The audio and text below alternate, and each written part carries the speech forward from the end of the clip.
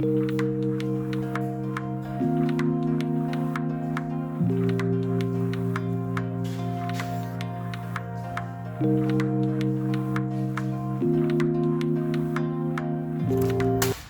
to know a fast and effective way to spunk 60 quid? Have a set of skirts for an Impreza that don't have clips. These are not cheap.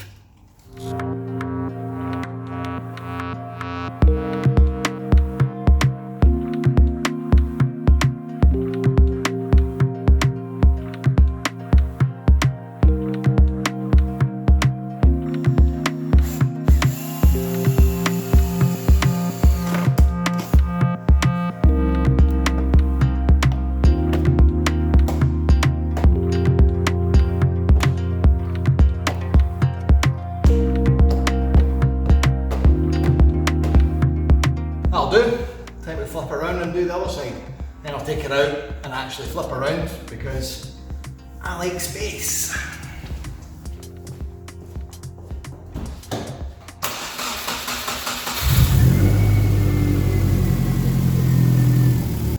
While we're here, this guy came out of an MX-5. I know, it's not the right battery. Let's put the right one in.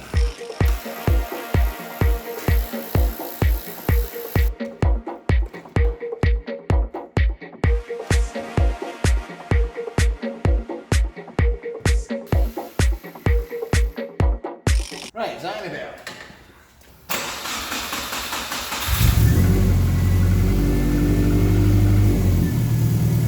Well, it's better in the fact that it's the correct battery for the car, but that still seems like it's taking a good few turns to kick over. So, time to buy more things. A few weeks ago, I cut an episode short because we were having bother getting these skirts on. And I promised we'd sort it in the next sort of nice it up episode, which is this one, because I had a grand plan. The grand plan, you can just about see behind me, was this great big two-poster lift. That's been on the cards for a wee while, which the red Volvo will be fixed up. Remember the red Volvo? The proceeds for that is paid for this, which is good. So I was like, oh, do you know what, it'd be quite baller. I'll put the scoop up on that and fit these skirts. But it's a two-poster lift and the posts go right where the skirts go. So that wouldn't have helped in the slightest. So it's also not really that interesting. It's actually duller than pea soup. So I'm just going to put them on and we'll carry on, right? Anyway, there's more interesting things to come. By the way, if you ever need to do this yourself, don't. If you think it's a good idea to pull these off and just, chuck them on however, it's not. They're a bloody nightmare to get straight. Anyway, right, sorry. Right, so yeah, what we're doing today. Well, we've been driving this for a few weeks now, and it's been okay. Short of the water getting in, short of the boot not being finished, and short of a whole load of other things. So we've got a bit of a to-do list to do, but we've also got some new things to add to the list. Because, whereas the boot lid will go in this episode, and these will be finished, and some other niceties, the engine has presented some problems. Now I know what everyone's going to think, well it's an Impreza, so obviously it's going to have issues. No, it's an unknown quantity and it pulls bloody well, I'll have to say, but, and there's always a but, it's got a misfire. Now, I've got a pretty confident diagnosis that the misfire is going to be due to foul plugs. Imprezas, like most turbo cars, can foul plugs quite easily, and I'm going to hedge my bet into being that because I've got no history of the plugs ever being changed. So in this episode, one of the big things we're going to do is deal with these plugs and that. Anyway, let me get these skirts done and then we'll show you some nice things. So what about this nice thing, chat? Well, let's kick off with something lovely, shall we? I did promise I wasn't going to go tonto modifying this car because A, it's going to reduce the value of it clearly, and B, I just don't like really heavily modified Imprezas. It's my car. I modify it however much or little I choose to. That being said, the last time we were nicing this thing up, I did comment that the interior is where I spend most of my time. If there's one thing I really don't like about the 90s, it was the way that they did steering wheels, like this. They also had a cheek to stamp Momo on it as well, as if just a Momo stamp would make it look good, and I don't think it looks good. Also, there's just something about a 4-spoke steering wheel that screams poverty to me. And I don't know if it's like being a child of the 80s where everything that was fast, like Ferraris of the day and whatnot, always had 3-spoke wheels, but 4 spokes are just a bit meh. Personal preference, obviously, and feel free to tell me I'm wrong in the comments. But the long and the short of all this is, I want to change a wheel. So it's going to be an aftermarket one, because as much as I'd like to put an original Nardi from one of the early classics on, they don't exist. Well, they do. Not for my budget. So needless to say, we're going to change it for something aftermarket. Now calm down and settle down, because I am not selling this wheel. It's going to go into my special pile of just in case. Specifically just in case I sell the car, I can put the old wheel back on. Now I guess you're all wondering, well, what's he bought? I think you'll like this. Oh yes!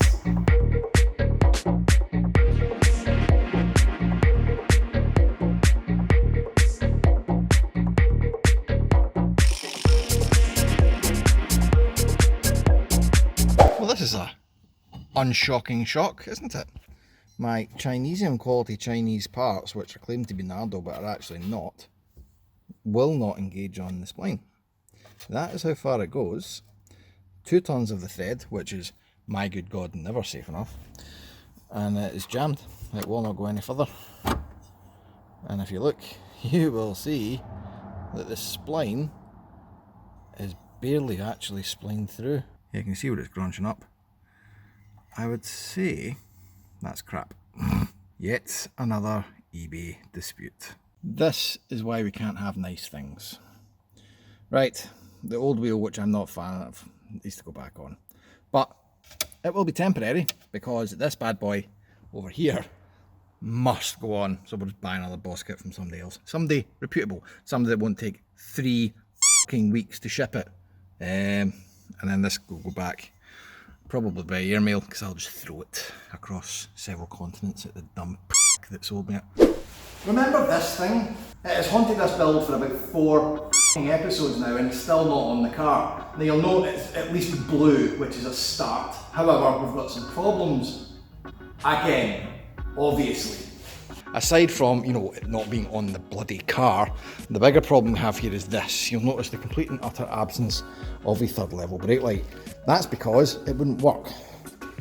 All the LEDs in it, well, I don't know, the whole thing was toast.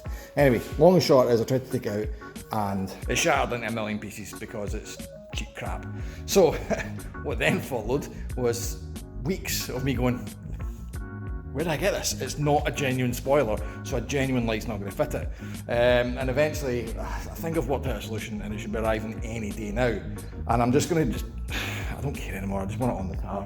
If it doesn't fit, I'm just going to bung it. I don't care how bad it looks. So, over in the corner here, you'll note that we have got the boot lid sitting at a cocky angle with space for me to get underneath and bolt whilst it's flat. And whilst it's flat, we will have this not falling off, because it's going on with Sikaflex as well as nuts and bolts, so that it's not going to A, leak into the car, and B, rattle about like a skeleton having a in a coffin. So this is the next job. However, if I bond it on and this brake light arrives, I'm not going to be able to get the brake wiring through. So what I'm going to do is pre-wire this, so I just have tails hanging out here ready for the brake light to happen. So whatever we do, that's going to have to happen regardless. So out with the welding wire.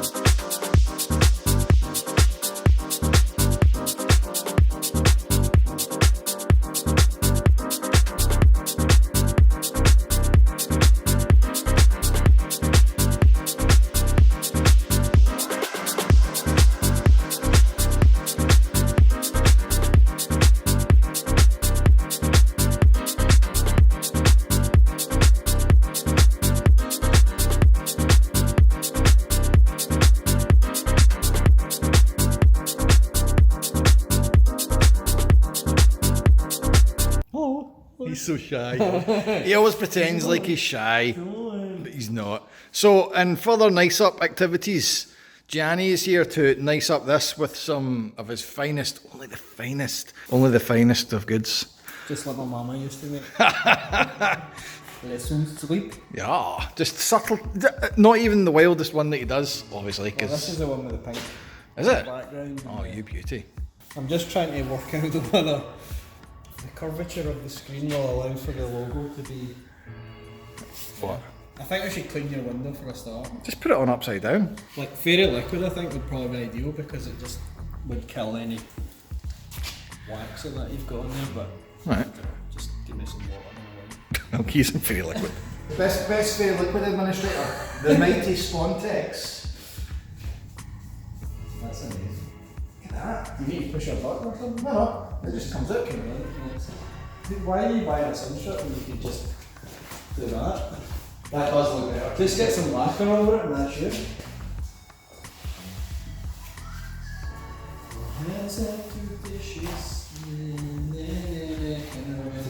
We should have probably cleaned the inside as well, so it doesn't look quite so barking. But Now you need some sort of a other soapy watery device to pour on to lubricate your sunstrip. so for the soapy stuff, we'll use a cup and the Spontex again. Grab that. Just I'll hold this to you. I'll just leave it on. Just make sure that you're happy with the positioning. Take a stand back. Leave a comment. Tell us if it's straight. Aye, straight enough for me. Starting to think it could go over to the right a little bit. Nah, I like it there. As soon as it's photographed and you notice it's squint, you're like, Although I have got no talent for working this sort of stuff out. Have you seen how bent that chassis is next door? It's terrible. my student card, you can tell how old and expired that will be.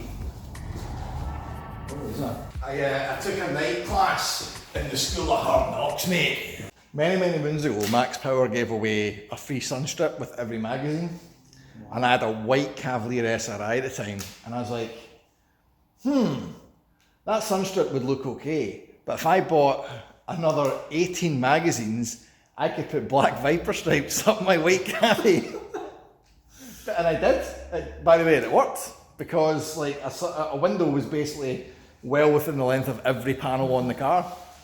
It looked fucking terrible though, so we'll leave it at that. Do you want a heat gun? yeah, because as soon as you touch this with a heat gun, it should just stick itself down to where it needs to stick down. This seems like a pain in the arse to do.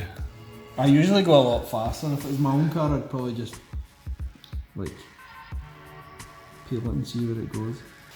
Well, we're debating the age of this windscreen here, and I was like, it's 20-year-old. He's like, what? Yeah, okay, time flies. 25 years old. So what we're doing now, G? Just really try to like dry out the edges and get the glue reactivated. Oh, I thought you weren't going to modify it. It's a sunstrip. It's reversible. And, you know. And you know the guy if you ever need another one. Exactly, and it's black on grey. It's quite subtle. I'd have actually put one on this by now if I'd a big enough windy.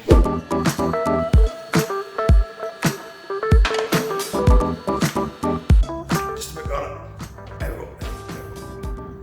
Have you ever seen a stranger looking plug?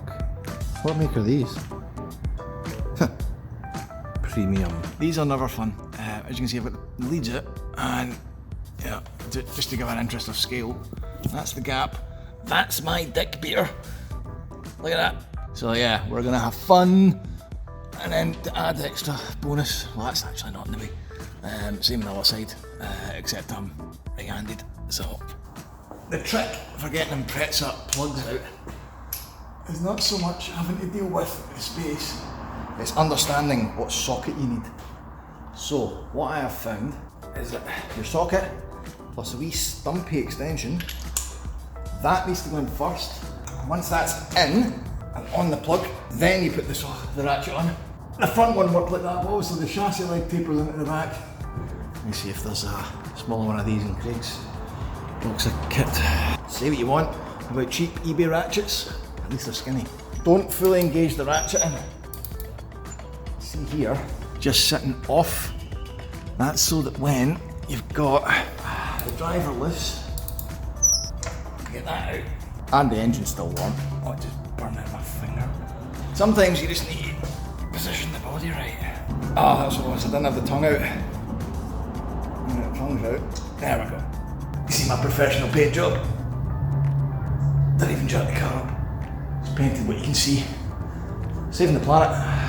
Got waste paint on bits that nobody will see. That's another one of these horrible looking plugs. Still no identifications on them, but at least they're consistently Next. Also, just to be clear, I'm not putting Shanners back in. I'm using Iridium's NGK, and these are BKR7 IEXs. Not full bifted performance, but better than Nosh Super 4s or whatever. Right, let's see about getting this back in. You'll note as well that I'm now using an even stumpier one, right? So this is one of these articulated ball joint sockets on the plug. So what we're doing here is using that to finger it in, and then once it's on the threads, we'll take that out and put the driver end back on that. That'll get it started at least. Also, you'll note there's no rubber in here, because the first time I tried this, the rubber stayed in the plug. Hey, plug engaged. Well, that's all our spark plugs out.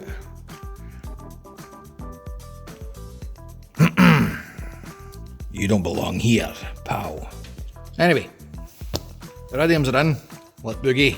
So the gearbox though, not great. It's a wee bit kind of clunky. So we're going to change the gearbox oil here as well. And for that, you need to go to the gearbox. Right, so the gearbox has a plug, big guy up here. Is that like a 27mm or something ridiculous? And I've been on Google hunting to figure out where the actual fill goes, and there isn't one. Normally you get like a wee overflow thing that you fill up to the side. The gearbox has a dipstick in this, which for a manual is a bit of an unusual thing. So you just fill it through the dipstick. So we'll cover that horror story later. Let's just get the gearbox oil out. Try one.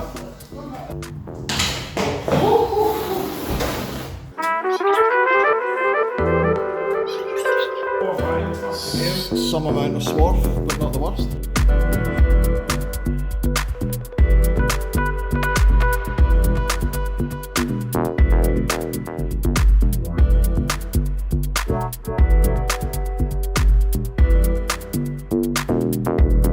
So tools and track top tip, that is a length of really silicone hose, and I've just looped it over the fill spout, well I say a fill spout, over the dipstick hole, and fill. Here we go. What's going on here then? So what we've got here is our homebrew device for, I'm going to point this in my face because that's maybe a mistake, for filling this up. Now the problem is, this is the only vent for the gearbox, so whilst you can, let me demonstrate. What will happen is, we'll fill the funnel up, like so, and it'll drain in, like so, but then it will stop, and that's when you need to get straight out the f***ing way, because this will happen, indigestion kicks in, and then you get the burp. Do not be close to this when it burps. The level's going back up.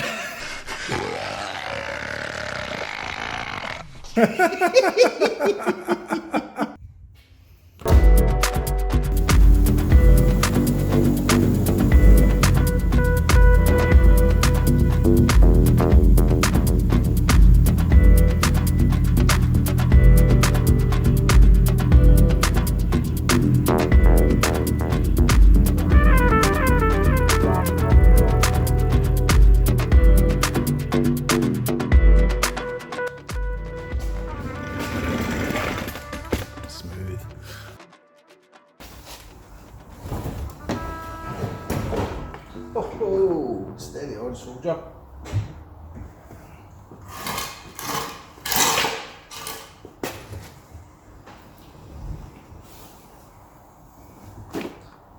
there.